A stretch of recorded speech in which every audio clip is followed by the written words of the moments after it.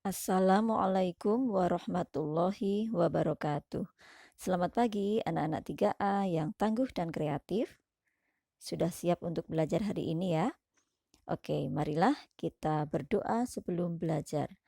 A'udzu billahi minasyaitonir rajim. Bismillahirrahmanirrahim. Raditu billahi robba wa bil islami dina wa bi Muhammadin nabiyya wa rasula. Rabbi zidni ilma warzuqni fahma. Amin. Hari ini kita akan belajar pembelajaran 5, masih di tema 3, benda di sekitarku, subtema 2, wujud benda. Silakan anak-anak membuka buku halaman 60. Oke, sudah ya anak-anak ya. Kita baca dulu teks ini. Benda gas. Benda gas adalah benda yang memiliki bentuk dan volume yang berubah-ubah. Benda gas tidak dapat dipegang dan sulit diamati, tetapi dapat dirasakan keberadaannya. Udara dan asap merupakan contoh benda gas. Beberapa sifat benda gas yaitu bentuk tidak tetap, menekan ke segala arah, dan memiliki massa. Selanjutnya, simak yang ini anak-anak ya. Benda gas yang ditiupkan ke dalam balon membuat balon mengembang. Semakin banyak gas yang diisikan, maka balon semakin mengeras.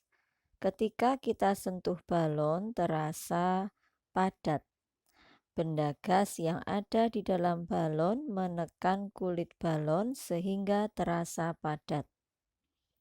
Ada berbagai contoh benda gas. Gas yang sangat penting bagi kehidupan adalah udara. Dengan udara, kita dapat bernapas. Udara tidak dapat dilihat, tetapi dapat dirasakan. Contoh gas yang lain adalah asap dan uap air. Asap dan uap air dapat dilihat.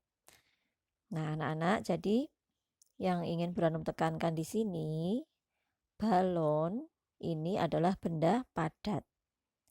Tapi udara di dalam balon ini termasuk benda gas.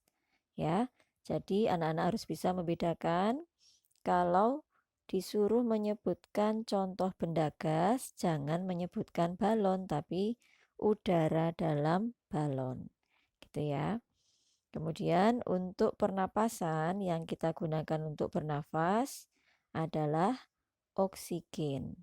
Jadi udara ini kandungannya macam-macam. Yang kita gunakan untuk bernafas adalah oksigen.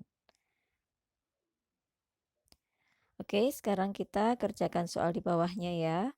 Benda gas tidak mempunyai bentuk yang tetap. Volume dan massa benda gas selalu berubah-ubah. Balon dapat berubah bentuknya sesuai udara dalam balon.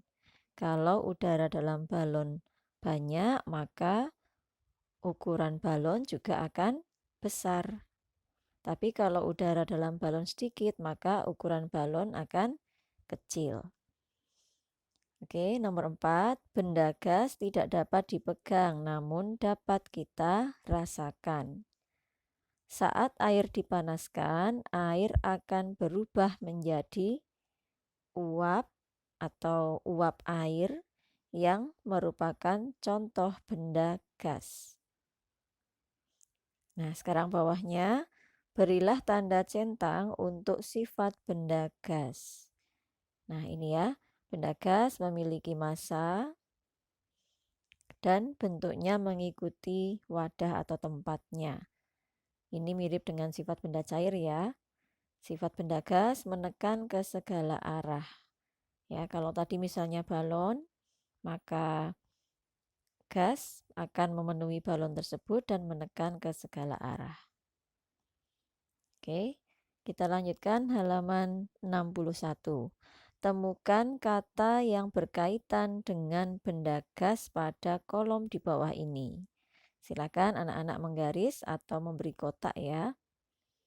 Ini Buranum sudah menemukan asap, uap air, oksigen, dan udara.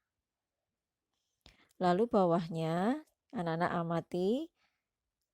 Di sini ada gambar timbangan sederhana ya, yang membandingkan antara balon yang sebelah kiri dengan balon yang di sebelah kanan. Ini balonnya sudah diisikan udara di dalamnya. Nah, saat masih keadaan utuh seperti ini masih imbang ya, antara kanan dan kiri masih imbang, ini sama. Tapi kemudian ketika satu balon ditusuk dengan jarum, ya, kemudian jadi seperti ini, balonnya menjadi kempis, maka timbangannya lebih berat ke arah balon yang masih berisi udara. Ya, jadi lebih berat yang ini. Ini menunjukkan sifat benda gas memiliki massa. Ya, jadi gas itu atau udara itu ada massanya yang bisa kita lihat dengan cara mengukur beratnya seperti ini ya. Oke, kita lanjutkan ke halaman 62. Ada teks di sini, muatan PPKN, gotong royong bersihkan sungai. Nah, anak-anak silakan ya membaca teks ini sendiri. Kemudian anak-anak juga bisa mengerjakan soal-soal ini secara mandiri. Sekarang yang bagian B, kita beri tanda centang pada pernyataan yang sesuai dengan kegiatan gotong royong. Nah, ini ya, kegiatan gotong royong dapat membuat tubuh lelah, tidak sesuai. Kita harus melestarikan kegiatan gotong royong. Centang, semua siswa harus mengikuti kegiatan gotong royong, ini kurang royong ya, di sekolah. Centang. Contoh kegiatan gotong royong di kelas adalah mengerjakan soal ujian bersama-sama. Tidak boleh anak-anak ya. Kalau ujian tidak boleh mengerjakan bersama-sama. Gotong royong merupakan ciri khas bangsa Indonesia. Ini benar. Nah, sekarang amati gambar di bawah ini. Apa manfaat gotong royong pada gambar di samping? Manfaatnya adalah pekerjaan akan cepat selesai. Mengapa gotong royong disebut ciri masyarakat Indonesia? Karena gotong royong ini sudah dilakukan oleh masyarakat Indonesia dari zaman dahulu sampai sekarang tetap dilestarikan. Nilai-nilai Pancasila apa sajakah yang terdapat dalam kegiatan gotong royong? Nah, kegiatan gotong royong ini sesuai dengan sila keempat Pancasila. Ya, dalam kegiatan gotong royong kita bisa saling bekerja sama, saling membantu, meringankan tugas satu sama lainnya. Dan kita juga bisa berbagi tugas secara adil. Baik, sekarang kita ke muatan matematika ya. Halaman 64. Perhatikan, berat benda dapat diukur dengan timbangan atau neraca. Bentuk timbangan bermacam-macam. Satuan berat pada timbangan adalah gram disingkat G atau kilogram disingkat kg. Nah, ini adalah gambar macam-macam timbangan atau neraca. Nah, sekarang anak-anak tolong perhatikan ya, Buranum akan menjelaskan jenis-jenis timbangan dan kegunaannya. Nah, kalau timbangan seperti ini namanya timbangan neraca. Timbangan ini digunakan untuk menimbang benda-benda yang ringan, misalnya perhiasan emas.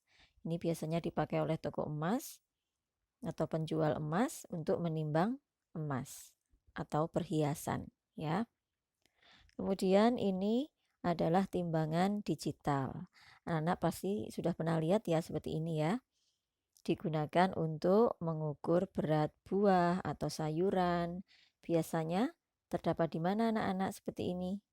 Di supermarket atau di toko buah. Ya. Kemudian ini namanya timbangan bayi. Pernah lihat ya? Timbangan ini digunakan untuk menimbang berat bayi. Kemudian ini namanya timbangan gantung. Timbangan gantung bisa digunakan untuk menimbang berat benda yang digantungkan ya, dengan cara digantungkan. Ini bisa berupa kertas atau plastik ya, misalnya botol-botol ini bisa digantungkan di sini. Kemudian timbangan duduk atau ada juga yang menyebutkan timbangan beras. Ini untuk menimbang berat beras, tepung, atau semen, atau jagung juga bisa, tapi yang dikemas dalam karung ya. Diletakkan di sini karungnya. Nanti kemudian bisa terbaca angkanya di sini. Oke, sekarang ini juga timbangan digital ya, sama seperti tadi, cuma bentuknya agak berbeda. Bisa untuk menimbang buah, sayuran, tepung, dan lain-lain. Kemudian ini timbangan kue atau ada yang menyebutkan timbangan dapur. Ini biasanya digunakan untuk menimbang bahan kue. Gula, tepung, ya, bisa menggunakan timbangan ini. Kemudian ini timbangan pasar atau timbangan kodok. Atau ada juga yang menyebutkannya timbangan bebek ya. Ini biasanya bisa kita lihat di pedagang-pedagang yang ada di pasar.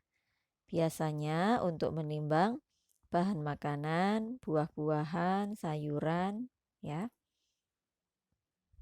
Kemudian ini timbangan badan.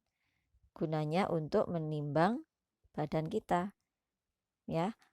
Kita bisa temukan ini di rumah sakit, puskesmas, di UKS, bidan, atau mungkin ada anak-anak yang punya ini di rumah ya. Nah, gitu anak-anak ya, macam-macam timbangan dan kegunaannya. Oke, sekarang kita langsung ke bagian yang B anak-anak ya.